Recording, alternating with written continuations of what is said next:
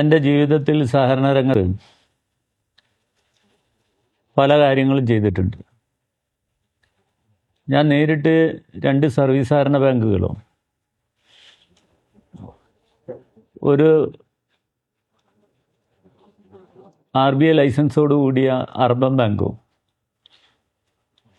തുടങ്ങി. അതുപോലെ തന്നെ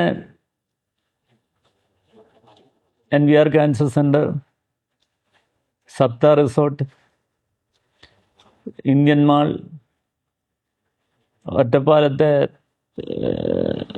തിയേറ്റർ കോംപ്ലക്സ്, ഇപ്പം കായംകുളത്ത് പണി പൂർത്തിയാക്കിക്കൊണ്ടിരിക്കുന്ന തിയേറ്റർ കോംപ്ലക്സ്, ഫ്ലാറ്റുകൾ, അതുപോലെ തന്നെ PWDൻ്റെ കരാർ വ്യവസ്ഥയിൽ തൃക്കവരിപ്പൂരിലെ തുറന്ന ജയിലിലെ കെട്ടിടം, അങ്ങനെ അനേകം കെട്ടിടങ്ങൾ ഒക്കെ നടത്തിയിട്ടുണ്ട്. പക്ഷെ അതിലൊക്കെ ഉപരി എന്നെ മാനസികമായി എനിക്ക് ഏറ്റവും കൂടുതൽ സന്തോഷം തരുന്നത്, ആളുകൾ ചോദിക്കാറുണ്ട് ഏതിലാണ്, NVR ക്യാൻസർ സെൻ്ററിലാണോ എന്ന് ചോദിക്കാറുണ്ട്. പക്ഷേ എനിക്ക് ഏറ്റവും കൂടുതൽ സന്തോഷം തരുന്നത്, ഒരു ദിവസം കാലിക്കറ്റ് സിറ്റി സർവീസ് സഹകരണ ബാങ്കിൻ്റെ നേതൃത്വത്തിൽ 2012 തുടങ്ങിയ, ഞാൻ ചെയർമാനാകുമ്പോൾ തുടങ്ങി വെച്ച ഡയാലിസിസ് സെൻ്ററാണ്.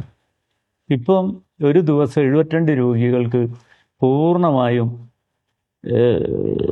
ഡയാലിസിസ് ഫ്രീ ആയി കൊടുക്കുകയാണ്. അത് 1 ലക്ഷത്തിലും മേലെ ആളുകൾക്ക് കഴിഞ്ഞിരിക്കുന്നു. 2012 തൊട്ട് ഇന്ന് വരെയുള്ള കണക്കുകളാണ് പറഞ്ഞത്. അത് ചെയ്യാൻ കഴിഞ്ഞത് എൻ്റെ മാത്രമോ അല്ലെങ്കിൽ എൻ്റെ ഭരണസമിതിയുടെയോ ഒരു കഴിവല്ല, മറിച്ച് കാലിക്കറ്റ് സിറ്റി സർവീസ് സഹകരണ ബാങ്കിലെ ജീവനക്കാരുടെ അവരുടെ കഠിനാധ്വാനത്തിൻ്റെ ഭാഗമായിട്ടാണ് കാലിക്കറ്റ് സിറ്റി സർവീസ് സഹകരണ ബാങ്കിൻ്റെ വളർച്ച. ആ വളർച്ചയുടെ ഭാഗമായിട്ടാണ് ഈ ഡയാലിസിസ് സെൻ്റർ തുടങ്ങാൻ കഴിഞ്ഞിട്ടുള്ളത്. അത്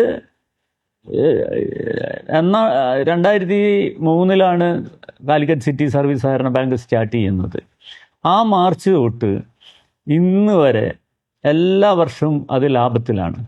ആ ലാഭം നിലനിൽക്കുന്നത് കൊണ്ടാണ്, മറിച്ച് അവിടുത്തെ ആളുകളുടെ, ജനങ്ങളുടെ, ഡിപ്പോസിറ്റർമാരുടെ വിശ്വാസം ഒക്കെ നിലനിൽക്കുന്നത് കൊണ്ടാണ് ഈ സ്ഥാപനത്തിന് ഇങ്ങനെ ചെയ്യാൻ കഴിഞ്ഞിട്ടുള്ളത്.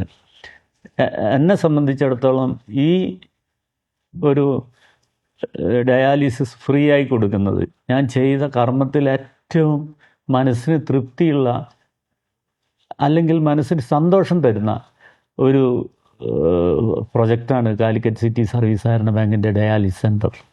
അത് തുടർന്ന് കൊണ്ടുപോകാൻ എൻ്റെ പിന്നിൽ വരുന്ന ഭരണസമിതിക്കും അവിടുത്തെ ജീവനക്കാർക്കും കഴിയുമാറാവട്ടെ എന്നാണ് എൻ്റെ ആഗ്രഹം.